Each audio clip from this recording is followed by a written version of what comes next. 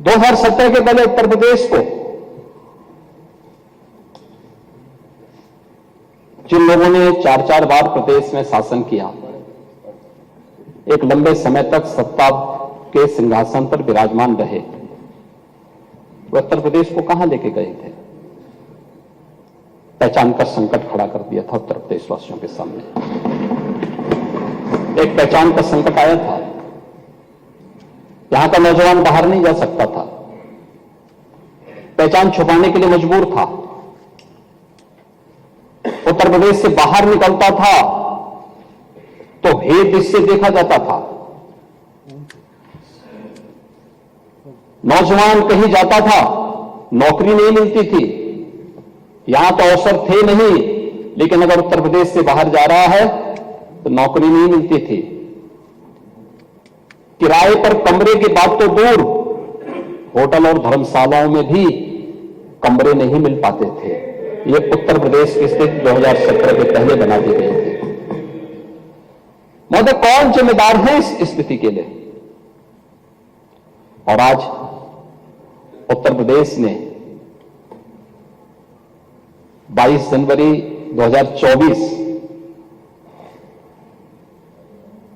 जनवरी 2024 की घटना को भी देखा है। पूरा देश अभिभूत था।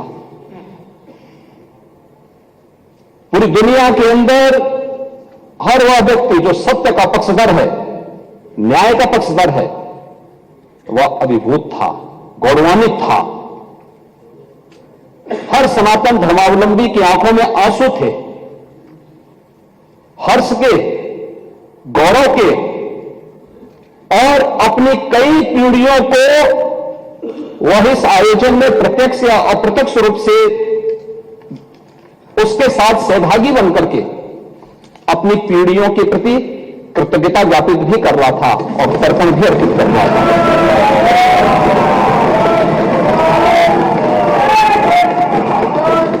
ये मेरा सौभाग्य है कि उस आयोजन में मैं प्रत्यक्ष रूप से था। वहां के वातावरण को मैं समझ सकता था। 25 करोड़ की उत्तर प्रदेश की आबादी और 140 करोड़ का हमारा देश, कमोबेश हर प्रदेश का प्रतिनिधित्व था, नेतृत्व वर्ग था। आदरणीय प्रधानमंत्री जी की उपस्थिति थी, पूज्य संतों की, आचार्यों की और समाज के हर तबके की उपस्थिति वहां पर मौजूद थी। अद्भुत वातावरण था, ऊर्जा से भरपूर था। और यही उत्तर प्रदेश, जिस उत्तर प्रदेश के नौजवानों को देख करके उत्तर प्रदेश के नागरिकों के बारे में टिप्पणी होती थी, आज उस उत्तर प्रदेश जहां कोई आना नहीं चाहता था, आज देश और दुनिया का हर व्यक्ति उत्तर प्रदेश आने के लिए तैयार है।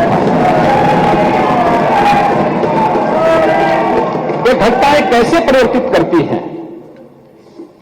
और इसीलिए जब मैं इस सदन में मिला, पहले दिन जिस दिन दलीय नेताओं की बैठक थी, तो हर सदस्य के चेहरे पर एक आत्मसंतोष का भाव था। हो सकता है पार्टियों के अपने भेद हो सकते हैं, लेकिन मन में एक संतोष था कि जो हुआ है अयोध्या में अच्छा हुआ है।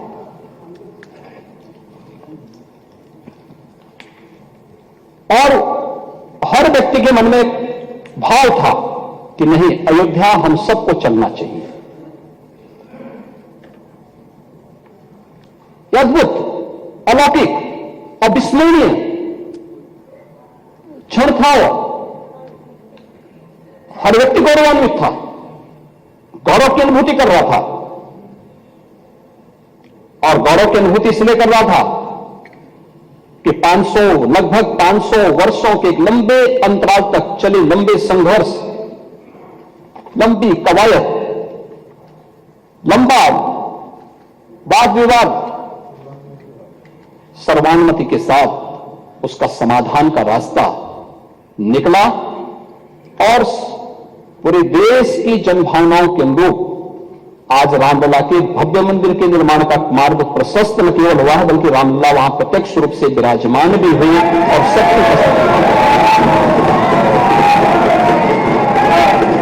दुनिया के अंदर पहली घटना थी जहां प्रभु को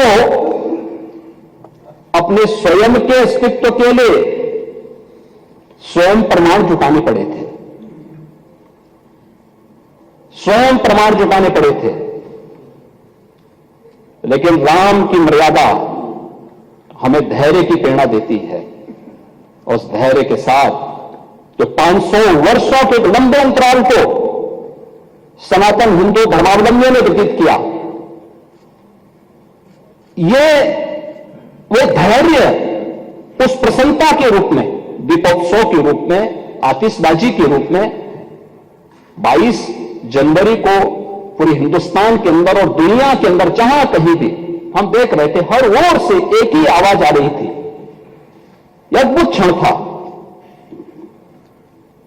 और हमें प्रसन्नता इस बात की थी, हम अंतःकरण से प्रसन्नता इस बात की थी कि प्रभु तो विराजमान हुए हैं, उनके भव्य और दिव्य प्रतिमा की प्राण प्रतिष्ठा का कार्यक्रम संपन्न हुआ है, भारत के गौरव की प्राण प्रतिष्ठा का कार्यक्रम संपन्न हुआ है।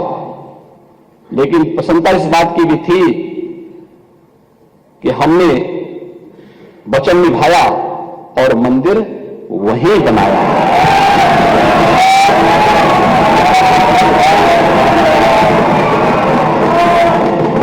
जो कहा सो किया, जो संकल्प लिया उसकी सिद्धि भी हुई। केवल बोलते नहीं हैं, करते भी हैं। और आज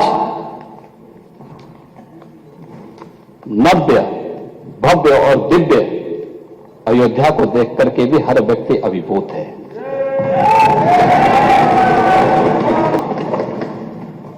महोदय, कार्य बहुत पहले हो जाना चाहिए था।